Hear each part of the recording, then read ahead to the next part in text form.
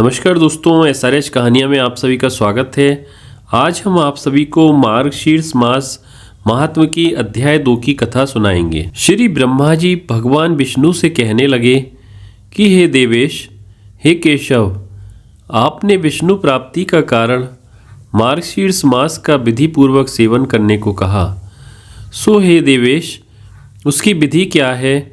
श्री भगवान कहने लगे कि आलस्य को छोड़कर मनुष्य रात्रि के अंत में उठकर विधि पूर्वक आचमन आदि करके गुरु को नमस्कार कर मेरा स्मरण करे, पवित्र होकर मौन धारण कर भक्ति से मेरे सहस्त्र नाम का कीर्तन करे, ग्राम के बाहर जाकर यथाविधि मल और मूत्र का त्याग करे, मृतिका आदि से शुद्ध होकर दंत धावन पूर्वक स्नान करके तुलसी के जड़ की मिट्टी को तुलसी पत्र सहित मूल मंत्र अथवा गायत्री मंत्र से अभिमंत्रित करके उस मृत्तिका को शरीर में लगाकर स्नान करे और जल के अंदर नाक को दबा मंत्र को पढ़े।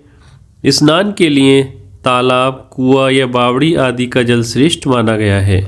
पहले जो मूल मंत्र कहा गया है वह भगवान का अष्टाक्षर मंत्र ओम नमो नारायणाय है। पवित्र होकर हाथ में कुशाले आचमन कर अपने हाथ से 4 हाथ की चारों तरफ चौकोर स्नान जल में कल्पना करे और इन मंत्रों से गंगा जी का आवाहन करे कि हे गंगे, तुम विष्णु के चरणों से उत्पन्न हुई हो, इसलिए विष्णु रूप ही हो, अतः तुम मेरी रक्षा करो। जन्म से मरण पर्यंत तुमको नमस्कार है।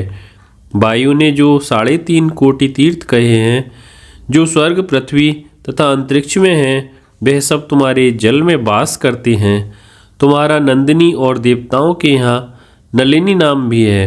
दक्ष पुत्री बेहगा, आकाश गंगा, विश्वगा, संसार गामिनी के नाम योगी लोग कहते हैं। ये जाह्नवी शांता, शांति प्रदायिनी, शांति देने वाली हो। इन पवित्र नामों को स्नान के समय सदा पढ़ना चाहिए। इससे त्रिपथ गामिनी गंगा सदैव उस स्थान में वास करती है। हाथ जोड़कर ऊपर कहे मंत्रों का 7 बार पाठ करें। सिर में अंजलि लगाकर फिर 3, 4, 5 अथवा 7 बार स्नान करें और नीचे लिखे मंत्र से अभिमंत्रित करके मिट्टी को शरीर में लगावे। मृतिका का मंत्र, हे मृतके, तुम पर घोड़े चलते हैं, रथ चलते हैं, तुम भगवान विष्णु के चरणों से नापी गई हो, तुम रत्नों को धारण करने वाली हो, अतः मैंने जो पाप किए हैं उनका नाश करो। हे मृतके, सैकड़ों बाहु वाले श्री कृष्ण ने 12 रूप धारण करके तुमको ऊपर को उठाया है। हे सुब्रते, तुम सब प्राणियों की उत्पत्ति का स्थान हो, तुमको नमस्कार है। इस प्रकार स्नान कर विधि पूर्वक आचमन करे और जल के किनारे पर खड़े होकर शुक्ल वस्त्र धारण करे। आचमन कर देवता, ऋषि और पितरों का तर्पण करके दूसरी धोती को धारण करके तर्पण की धोती को निचोड़े तथा शुद्ध मृतिका को लेकर अभिमंत्रित करके आलस्य को त्याग कर वैष्णव लोग ललाट में यथासंख्य ऊर्ध्व पुंड तिलक लगावें। ब्राह्मण 12 पुंड तिलक लगाएं और क्षत्रिय 4 पुंड, वैश्य 2 पुंड, स्त्री तथा शूद्रों को 1-1 पुंड धारण करना चाहिए। ब्राह्मण मस्तक, उदर, वक्षस्थल, कंठ, दोनों कांख, दोनों भुजा, दोनों कान, पीठ, त्रिक अर्थात रीढ़ में 12 पुंड लगाने चाहिए। क्षत्रिय को ललाट, हृदय और दोनों भुजाओं में धारण करना चाहिए। वैश्यों को ललाट अथवा हृदय में तथा स्त्री और शूद्रों को केवल ललाट में ही धारण करना चाहिए तथा ललाट में केशव का और उदर में नारायण का ध्यान करें।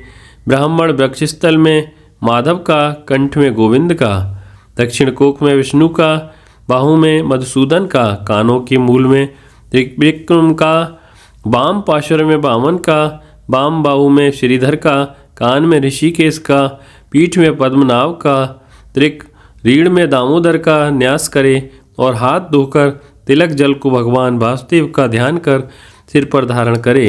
क्षत्रिय ललाट में केशव का, हृदय में माधव का, दोनों भुजाओं में मधुसूदन का स्मरण करे। अब वैश्य का कृत्य सुनिए।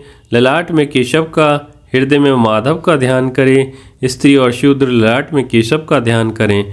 भगवान कहते हैं कि ये ब्राह्मण इस प्रकार मेरी प्रसन्नता के लिए पुंडों को धारण करे। श्याम वर्ण का तिलक शांति देने वाला है, रक्त वर्ण का तिलक वैश्य को करने वाला है, पीत वर्ण का तिलक लक्ष्मी को देने वाला है और श्वेत वर्ण का मोक्ष देने वाला है।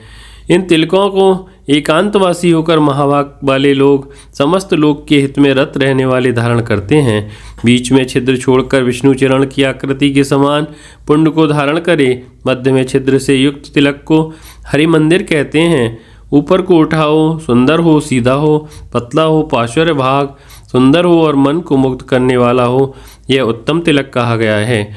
और जो बिना छिद्र का तिलक धारण करते हैं वे द्विजाओं में अधम हैं, और जो द्विजाओं में अधम बिना छिद्र का ऊर्ध्वपुंड धारण करते हैं यह तिलक में लक्ष्मी के साथ स्थित मुझको अलग करते हैं।